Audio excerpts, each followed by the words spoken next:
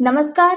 आद्य क्रांतिकारक आणि थोर समाजसुधारक क्रांतीवीर लहुजी वस्ताद साळवे यांच्या पुण्यतिथीनिमित्त आज अमरावतीच्या राजकमल चौकात त्यांच्या प्रतिमेला पुष्पहार अर्पण करून विनम्र अभिवादन करण्यात आले आहे. यावेळी उपस्थित मान्यवरांनी लहुजी वस्ताद यांच्या क्रांतिकार्यातील योगदानाचे स्मरण करत त्यांच्या सामाजिक आणि शैक्षणिक कार्याचा गौरव केला. मातंग समाजासह सर्व शोषित आणि वंचित घटकांना शिक्षणाची व स्वाभिमानाची दिशा देणारे ते खरे आद्य क्रांतिकारक होते, अशा भावना व्यक्त करण्यात आल्या होत्या.